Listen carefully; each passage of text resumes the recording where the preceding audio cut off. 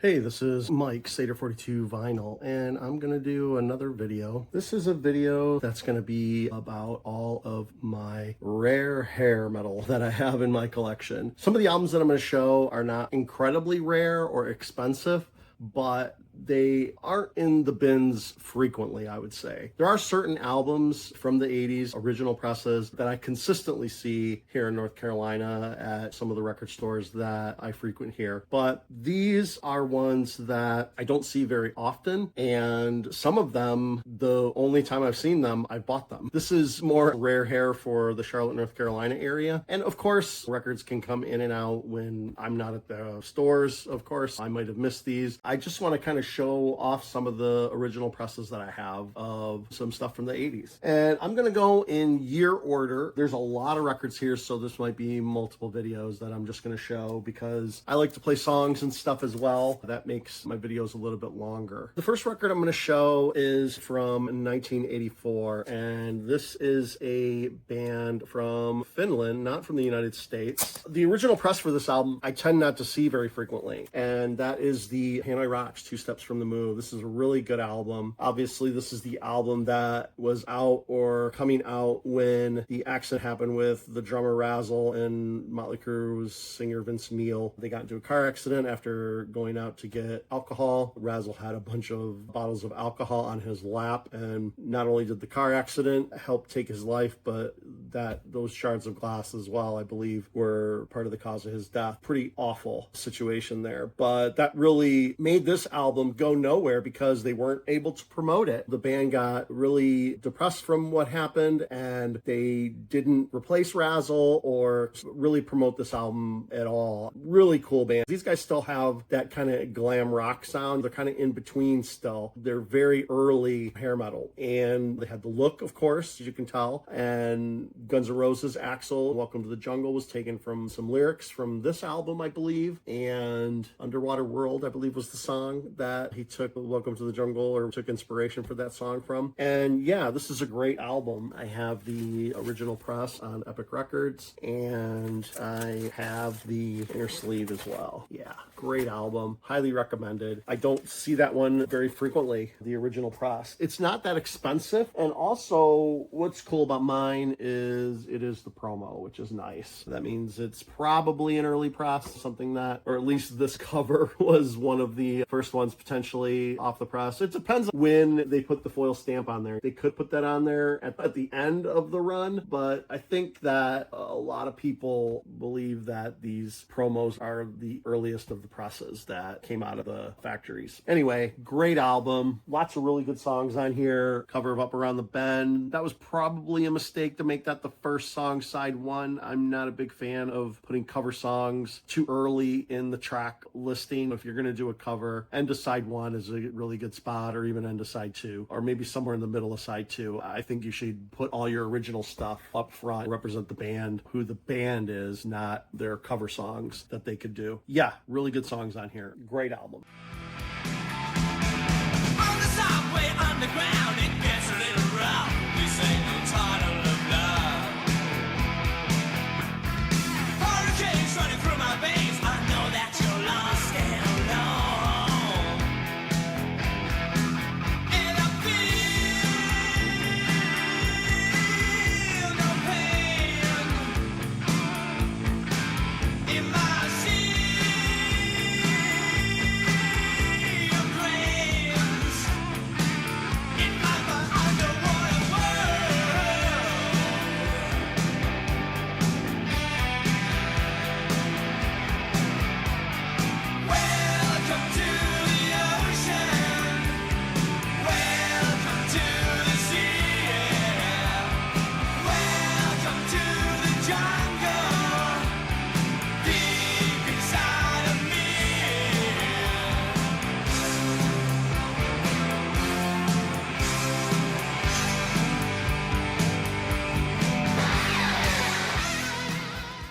right, the next album is an interesting album. It's on Combat Records, which is known for a lot of thrash metal that came out in the mid to late 80s. But for some reason, this band ended up on the label, and they are a sleaze hair metal band called Sweet Pain. These guys have a very LA Guns sleazy vibe to them. I would say that the songwriting on this is just okay. There isn't really, I don't think, any real standout tracks on here, and I think the album is just all right. This is kind of rare. I think it goes for anywhere from 30 to 50, so it's not incredibly cheap. I guess it's just because of the time period that it came out, and like I said, I think I've seen this album maybe twice, and like I said, the first or second time I saw it, I picked it up, and I would just say it's okay. It's not the best, but it definitely has that early sleaze sound to it. Faster Pussycat, that kind of sleazy guitar tone. Here's the inner sleeve with the band, got some lyrics, and then, yeah, Combat Records, which I find very interesting. I have no idea how that happened, how they got signed, but yeah, they ended up on Combat. Like I said, just an okay album, but definitely rare. I don't see this one frequently. And that came out in 1985.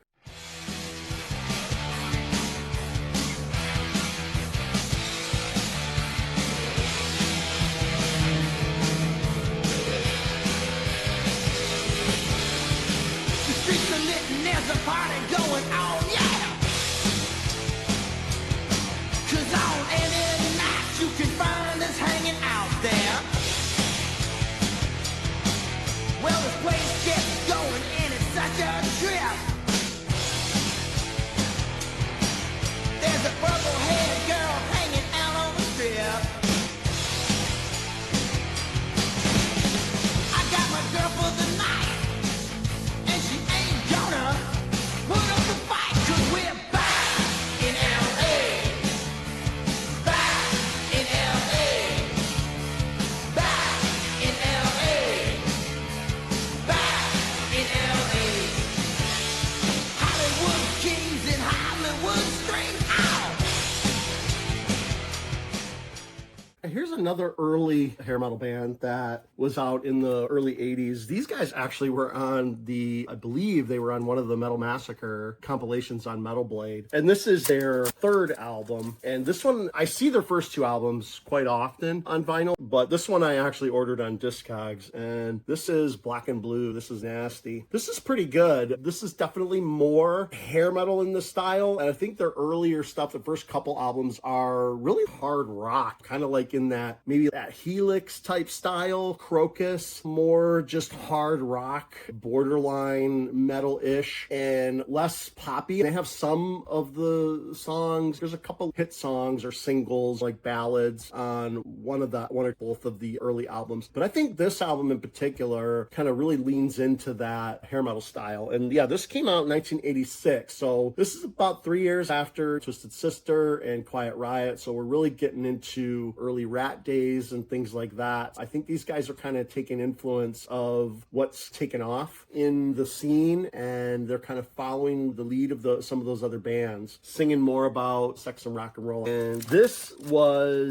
one came out on Geffen, so that's interesting there as well. This is prior to Guns N' Roses as well. So before GNR gets signed, Geffen is testing out some hair metal bands, see what hits or not. That album, yeah, I don't recall this album getting popular really. It didn't have much success. Maybe that's one of the reasons why we don't see it frequently, because it didn't get repressed multiple times due to selling out or whatever. So maybe it only got pressed once or twice and that was it. But I think I like this album. It's pretty good. It's not great, but it's pretty good. Nasty is a good song. I kind of like this. Obviously I like hair metal, so I like that kind of when they start getting a little bit more poppy, putting more hooks into their chorus and stuff. That's when hair metal becomes a bit more fun for me. But this is pretty good.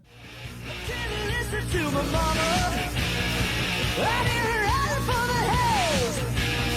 I dove into a lunchbox just for me.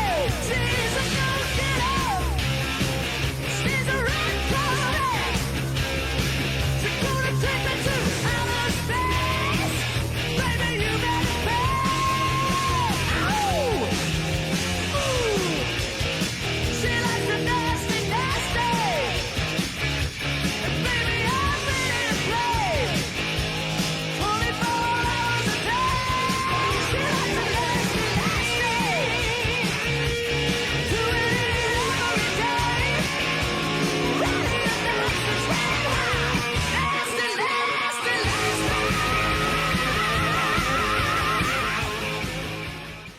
Here's one of the earliest albums I would say that was maybe the first album that I have of an early time period where this album was incredibly successful. And the original press for this was hard to find for quite some time. I see it frequently, but definitely not that much. So when I did see this at a record show early on when I was first starting to collect, I picked it up right away. There was a few albums there that I wanted to get, but I kind of chose this one because this was a more expensive. I think this was like 40 or 50 when I bought it at the time. And this came out in December of 86, so same year as the Black and Blue. And this is Tesla. This is Mechanical Resonance. This is the original press. This is also on Geffen Records, so another band that Geffen put some energy behind. This album had several hit singles. Easy Come, Easy Go, Getting Better is a great song. Modern Day Cowboy and Little Susie were the two big hits on this. Definitely saw those videos on MTV quite a bit. And then, of course, Great Radio Controversy comes out after this a few years later, and that blows them up. They're just huge from there, especially with the love song. Great guitar solo on that song as well. But yeah, this album is really good. Just a really good kind of more hard rock, southern rock vibe to it. Good album. But yeah, again, rare. I think I see it a little bit more now, but yeah, I haven't seen it too frequently, just a few times in the inner sleeve. Yeah, with Nikola Tesla. So yeah, this is a great album, and like I said, I don't see this one too often, the original press, and it just got repressed not too long ago. I think there was a Record Store Day release of it. Really good album. All right.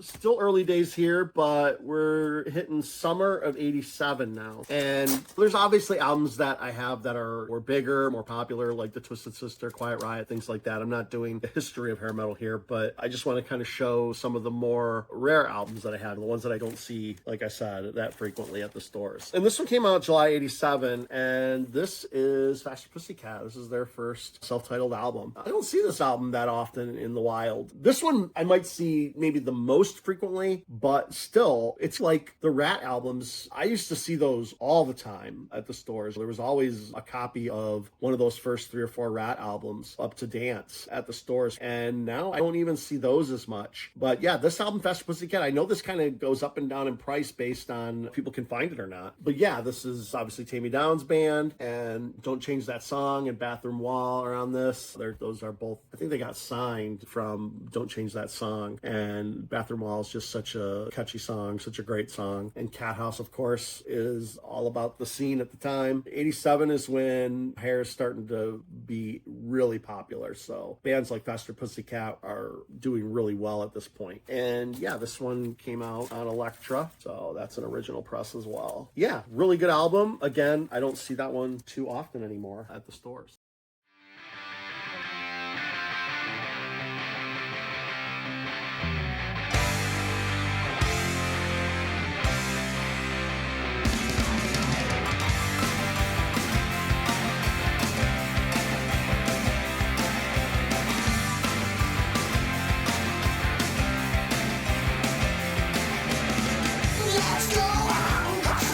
Where I'm pussy ain't no flying. Well, I'm a shit.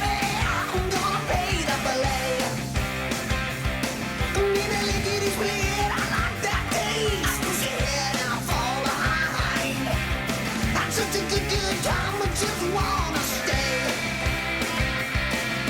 Just got back from the best cat house in town, and had the best piece of Mona Lisa I ever found.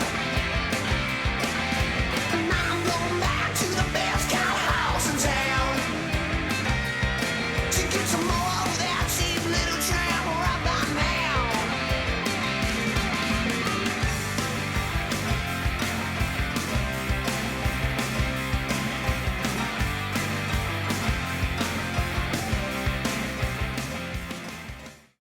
And this one too, I always wondered why this one was so expensive. It was always hovering around 50 bucks or so. I got mine cheap. I don't know why. And mine is a radio promo on Vertigo, actually. And this is similar to the same musical style as Faster Pussycat. This is more of that sleaze sound. And as you can see here, it says radio promo, which is kind of cool. I don't see that very frequently. If we go by what I said earlier, this could be one of the earlier sleeves that came off the press. And yeah, this album was released, I believe, it says it was released on Polygram, but yeah, the vinyl itself, at least mine, has Vertigo labels on it, so that's kind of cool. And and it even has the promo copy printed on there. So yeah, this is maybe a little bit even more rare than just a regular version of this album. And there's the inner with the thank you notes. Yeah, really good album. Has No Mercy, Sex Action. I remember seeing the premiere of the video on Headbangers Ball for Sex Action and Electric Gypsy. I remember when that one came out, riding the motorcycles and stuff. I thought that was cool. Yeah, really good album. I enjoy listening to this one quite often. But yeah, and I want to say this was repressed recently, but I'm not sure. It may not have been, so this might still be a little bit hard to find. Really good album. Again, don't see that one too often.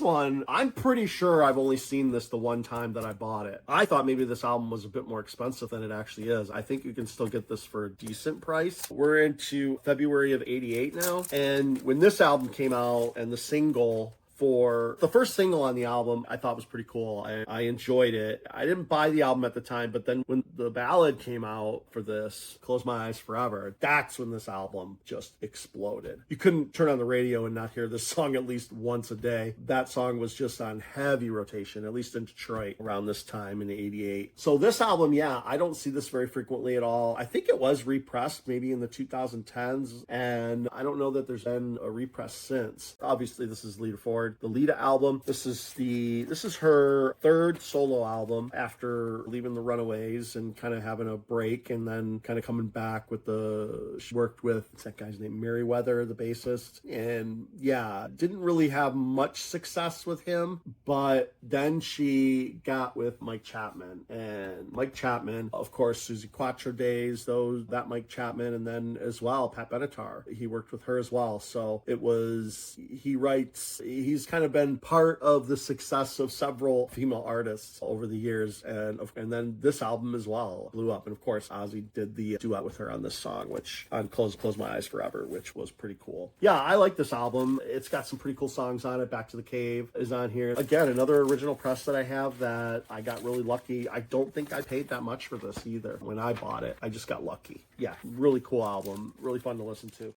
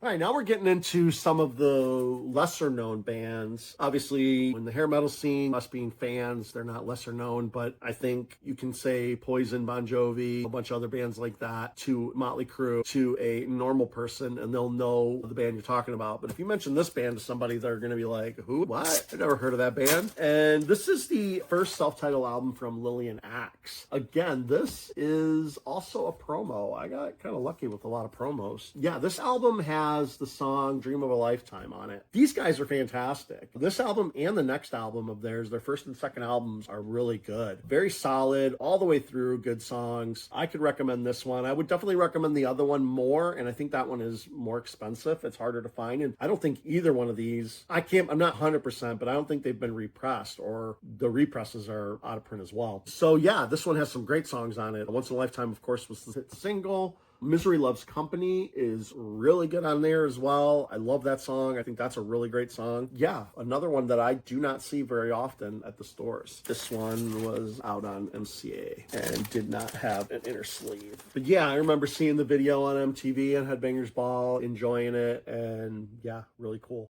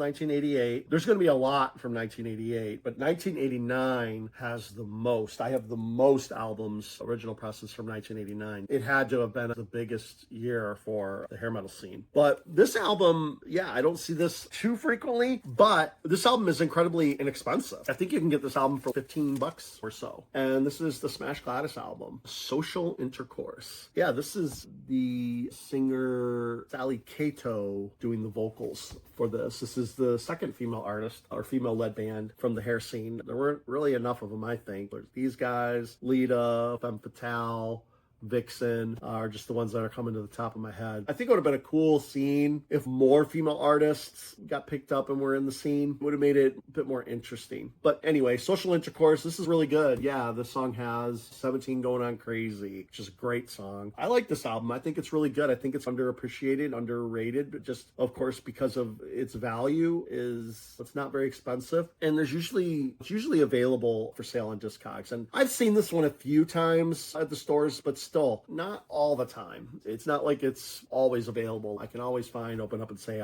Look What the Cat Dragged In, Too Fast for Love, even Shout at the Devil I see more frequently than this album. Yeah, really good stuff here. This is put out on Elektra. So yeah, another cool original press. No printed inner sleeve for this one. This one, not a promo, but so, somebody actually bought this one. It is a cutout though, which means that it made it to the dollar bin. Actually, it does have a printed inner sleeve, just the epic Elektra one. But yeah, it made it to the cheapo bin. It didn't do so well at the time, so it was sent back. They cut it and then sent it back to the record store, put it in their clearance bin. You're only just 17 and you wonder what's inside you. All the rules they told you, they don't apply to you. But if you start to question your mother's screams, she's like, "Oh, daddy just got home, hey, baby, I don't wanna see you."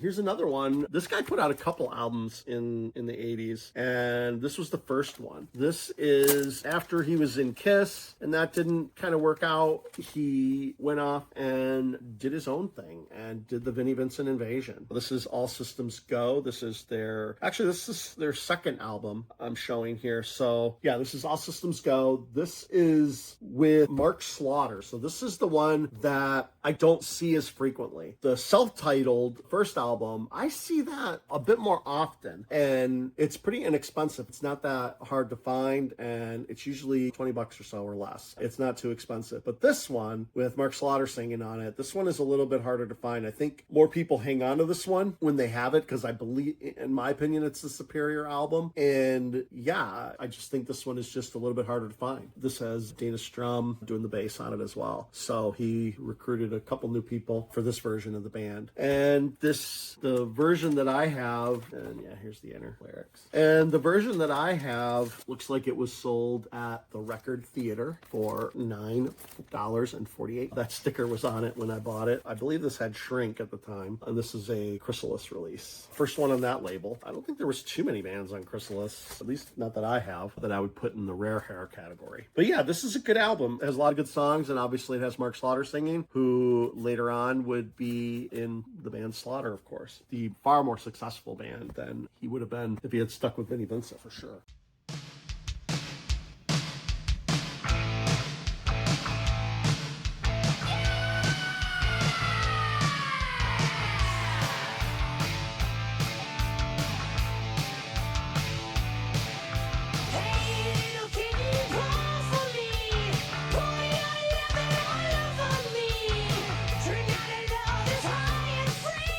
Let your fire burn shamelessly.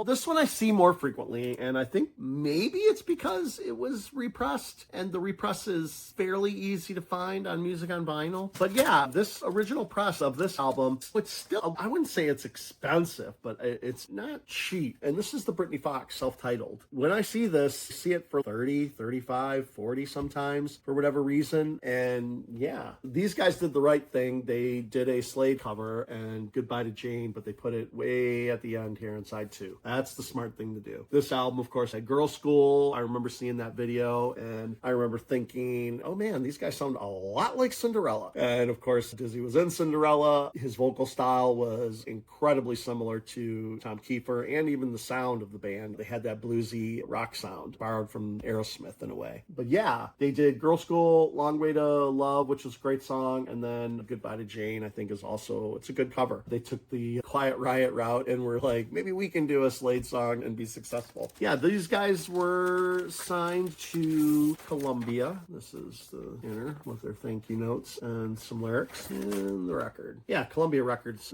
They didn't do too many hair bands, at least not in the Rare Hair collection. So yeah.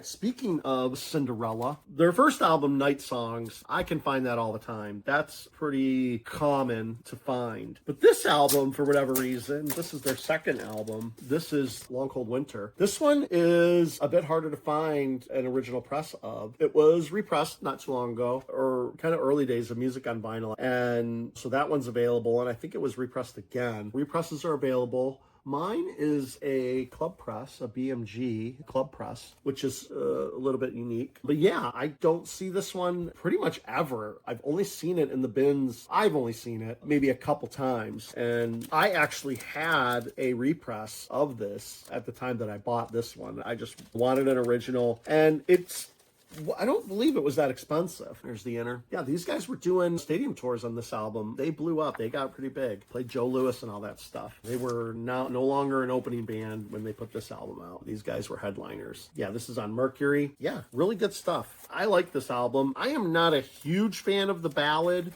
Don't Know What You Got Till It's Gone. That's probably a little bit blasphemy, or I might be an outlier there. I feel like Tom Kiefer's vocals fit the hard rock stuff better for me, and his vocals in the ballads, that kind of rough vocals, didn't really work for me back when this album was out. I wasn't actually a huge fan of this album when it came out. I liked Night Songs a lot more, and I still, I think, like Night Songs more, but I appreciate this album a lot more now, and I pull this one out. When I play it, it just hits, man. It is really good. And Don't Know What You Got Till It's Gone, it's grown on me over the years, but yeah, it's still not one of my favorite power ballads from the era. And that's probably a hot take.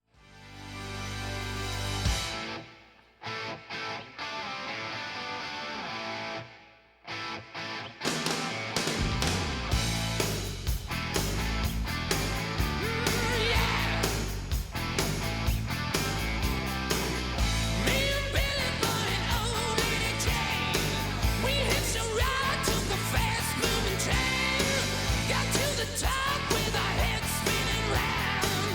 You never know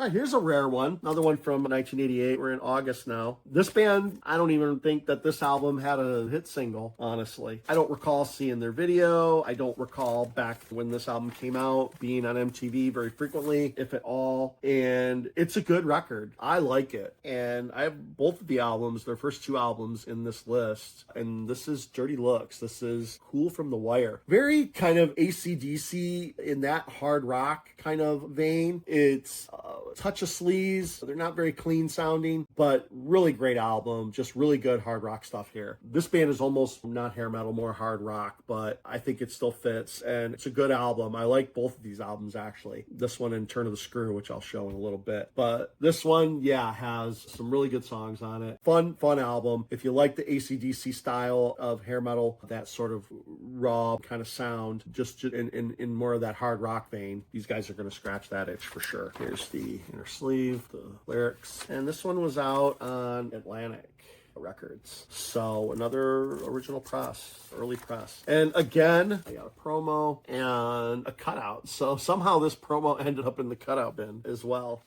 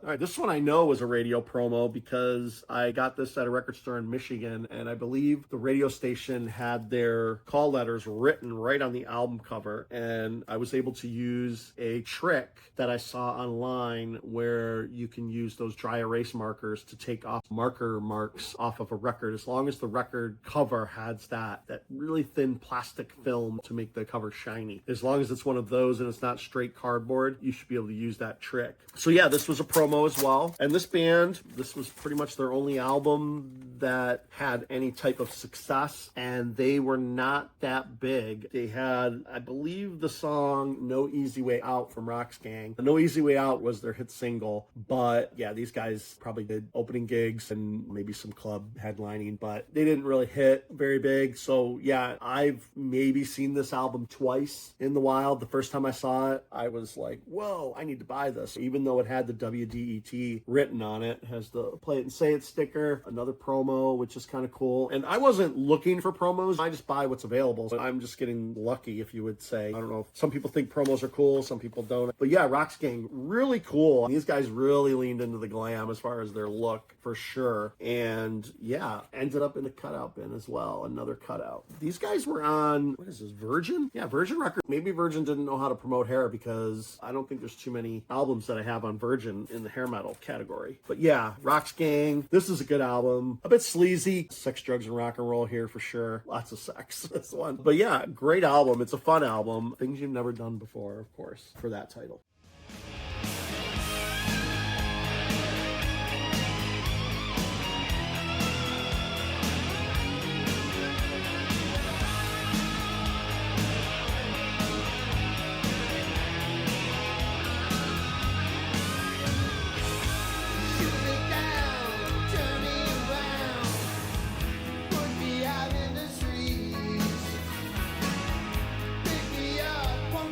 Take me home.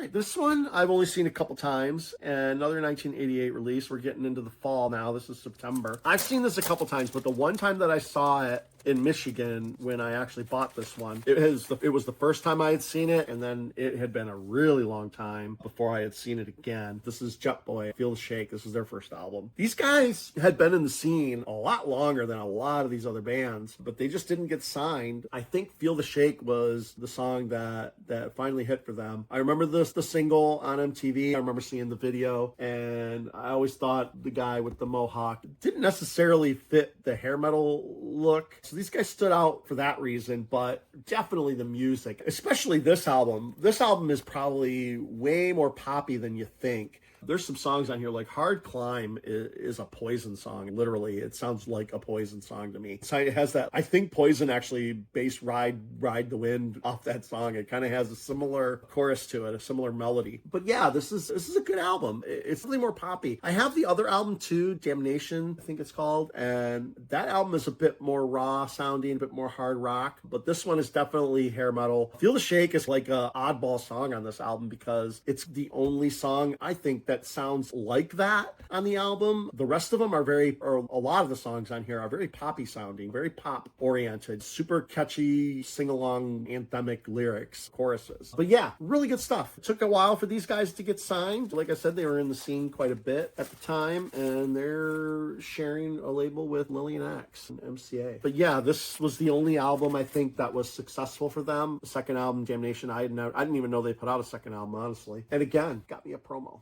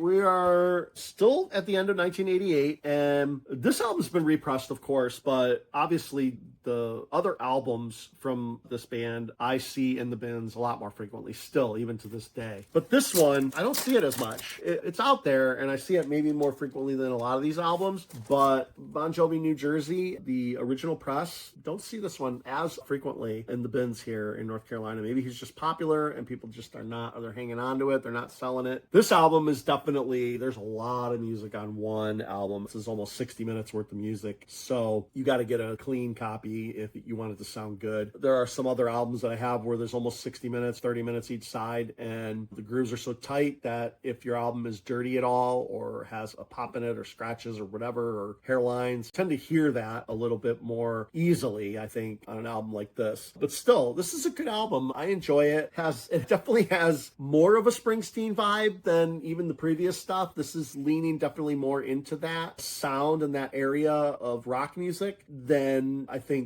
even Runaway did, but especially Slippery When Wet. I think there's always debate about Bon Jovi being hair metal at all. I think Bon Jovi is hair metal, and I think Slippery When Wet is probably his peak of hair metal sound, but this is definitely leans into more of hard rock and that blue collar New Jersey sound, that Springsteen-ish sound. So yeah, Bon Jovi is definitely different, but yeah, Bad Medicine debuted, I probably had Headbangers Ball, I think. Definitely at the time, everybody was putting it in the hair metal category for sure. There's the lyrics for the inner and picture of the band. And this is also on Mercury. No, I'm sorry. This is on, yeah, Mercury Polygram. So these have custom labels. So these guys are sharing a label with Cinderella and Britny Fox. All right, we're still in the tail end here in the fall of 1988. I remember when this video debuted on MTV, and I actually bought this on vinyl, not cassette, like I normally would have back in the day when this album debuted. And this is BulletBoys' self-titled album. This, of course, has Smooth Up In Ya, which was their big hit, and I thought that song was just fantastic at the time. I loved that song, and I bought the album just off of that song. I thought the rest of the album was okay back then. I was really into a lot of thrash metal, so maybe I was hoping that it was a little bit heavier. But yeah, these guys definitely have a more hard rock sound to them. Being produced by Ted Templeton, Van Halen. These guys were supposed to be the next Van Halen. That was kind of how they were being promoted, and they were on Warner Brothers as well. So, you know, they had the connection with the label. But yeah, they did not blow up. This album I don't see very frequently at all in the bins, hardly ever, at least here in North Carolina anyway. This one was a cutout, small cutout, but yeah, it didn't sell at the time, so it was put in the cutout bin, the clearance. But yeah, really good record. I like this album more and more as time goes on, and I even like Freak Show. I know that Freak Show doesn't get a lot of love, but I do like that album. Maybe I like this one a little bit more because it's more straight ahead, but I do like the experimentation or the different sounds that they were going for on Freak Show. I thought Freak Show was a good album. It was different. It wasn't as straight up hard rock like this one was, but this is still a really good album as well.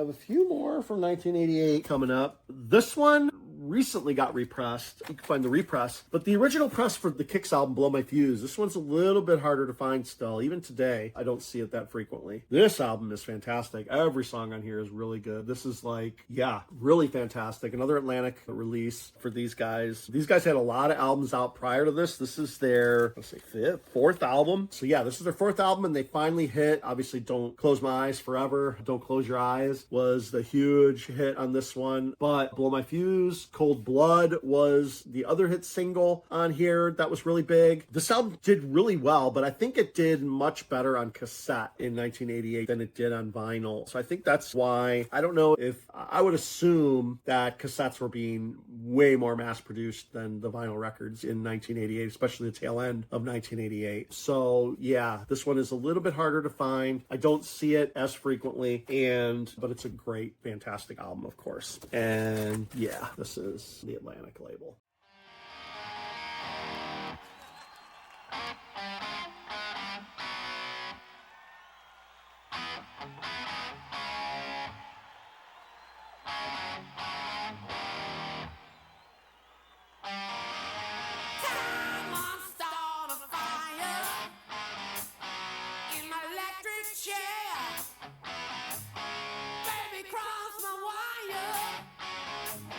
Light up my head.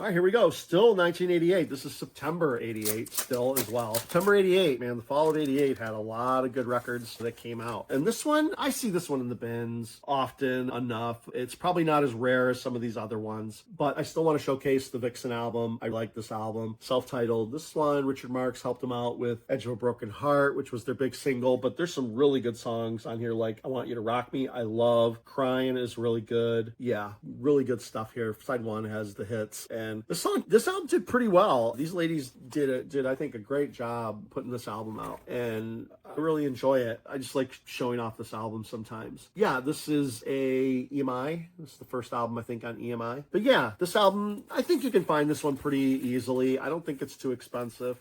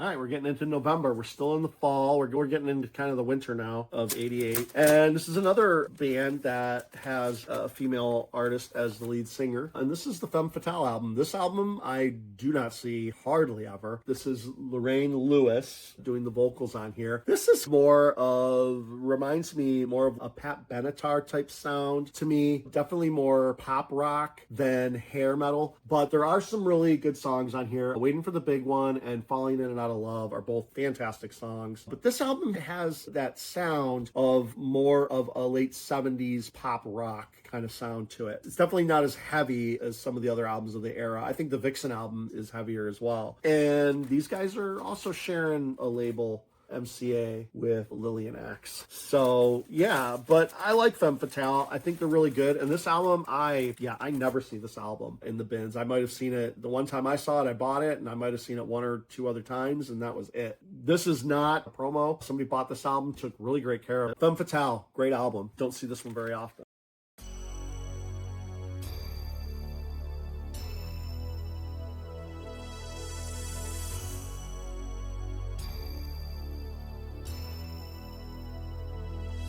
Can't you just take me and love me the way that I am? Some things don't matter, it's all just part of a plan. Don't turn away from what's real. Don't turn away from the love you feel. We keep